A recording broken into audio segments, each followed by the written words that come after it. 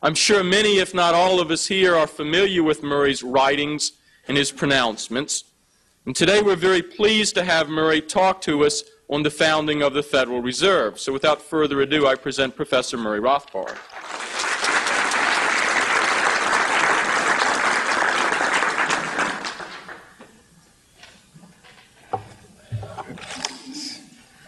Thank you very much, Steve. There was a statement. I think somebody asked Professor Peden earlier what was this naivete about on the part of the people advocating inflation, and he answered basically people tend to seem to be naive in their own self-interest, and this is very relevant to what I'm talking about today, namely the origin of the Federal Reserve System.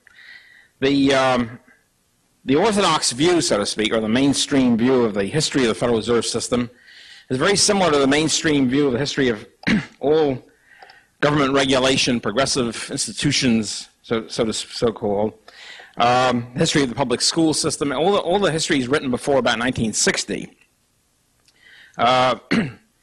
Essentially, it's an exercise in hagiography, which is, those of you not familiar with theology, is the history of the lives of the saints.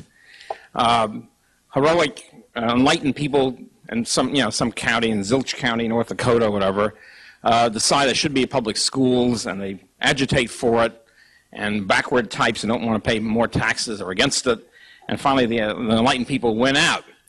And it's that sort of approach. In progressive regulation, it's things like those who want to, those who think that we shouldn't have diseased meat agitate for it. And finally, they win out over narrow, selfish businessmen who are against it, against the meat control regulation. So that sort of approach to the history of regulation is naive and biased at best. It turns out, in the last 20 years or so, historians have revised this whole picture of the history of government regulation in the United States. And the same thing goes for the history of the Federal Reserve, founding of the Federal Reserve System. One thing we have to realize in the first place is that the Federal Reserve Act was a part of the progressive era, part of the progressive package, so-called progressive legislation, which started around 1900 and continued on until through World War I. And and if we realize that the nature of the progressive movement and progressivism was not simply we discover enlightenment, we realize the public good requires that untrammeled businessmen be regulated made to serve the public interest and that sort of stuff. If we realize that the whole history is totally different, then we're more apt to have a better picture of the founding of the Federal Reserve System. Basically, the insight into the history of the progressive era can be related to something like this. For example, when tariffs go up, when the steel industry, well, let's put it this way, say the government institutes a higher tariff on steel, which it's doing most of the time anyway, since about 1820.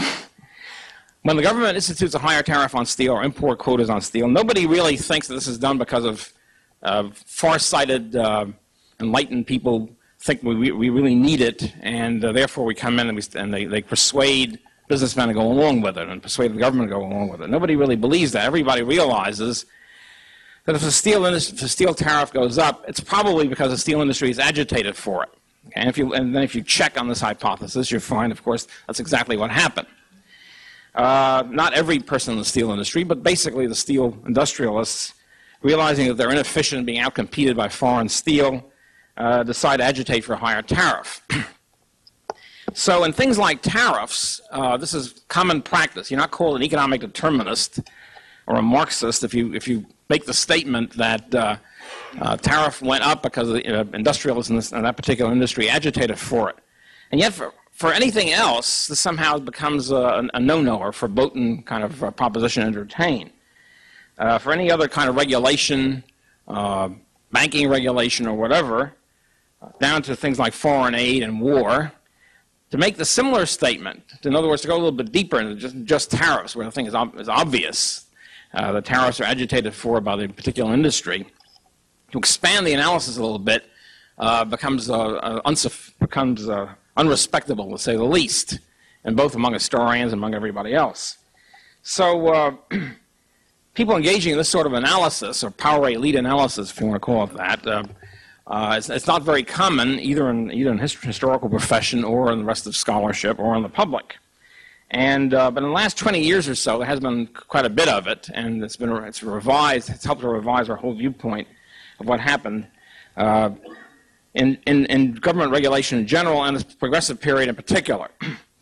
Basically what happened was, in the progressive period, by the end of the 19th century, business, first of all, was extremely competitive, all during the late 19th century. This is as a broad generalization.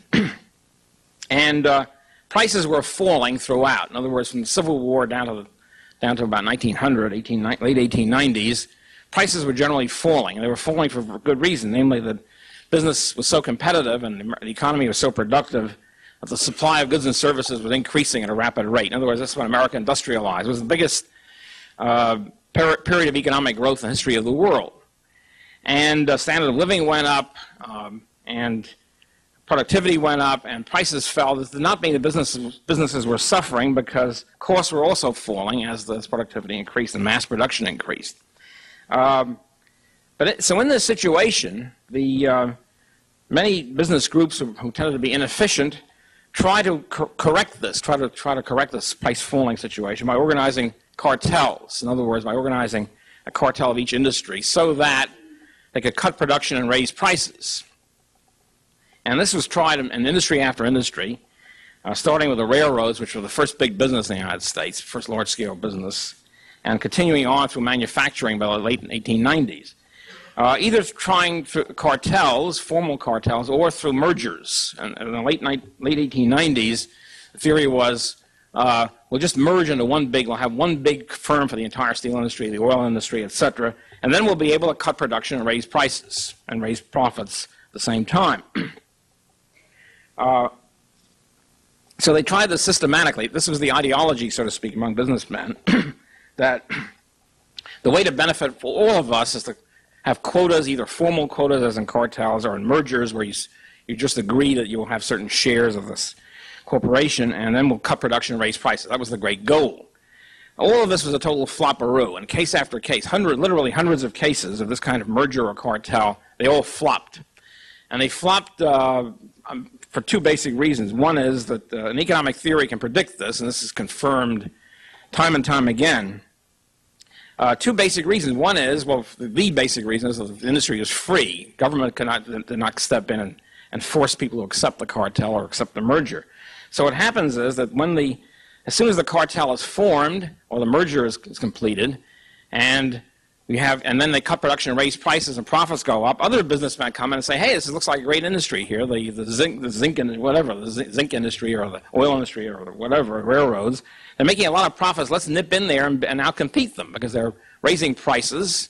And we're going to now come in with a new firm, a new factory, a new railroad, and we'll bust them. And that's exactly what happened. So you had new competition always coming in and outcompeting the older firms, and then the older firms are stuck with a new firm. Then you have a permanent competitor, which is a big pain in the neck because they come in with later equipment, with new factories and new equipment, the latest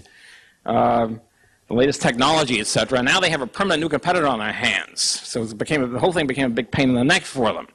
And that's one reason. And then internally, what happened was that individual firms would start breaking the cartel and say, look, we've raised, in other words, the cartel restricts production, raises prices are very high, and then the individual firm says, look, I'm not supposed to do this because I have a cartel agreement with the rest of my buddies in the industry, but here's what we're going to do. For you, my old pal and drinking buddy or whatever, my buyer, I will sell you the steel or the whatever, titanium, etc., for 20% off list, provided you don't tell anybody about it. Okay, so you have a secret price cutting, and then this firm gains profits, gains sales, and of course the secret leaks out pretty quickly after about 6 months or a year, and then the other firms get very mad about this, and they call you your rate buster, which is in business terms is equivalent to scab in union terms. And the whole cartel falls apart with mutual recrimination and hatred, and they're back where they started, except now they've got more hatred than they had before. So in other words,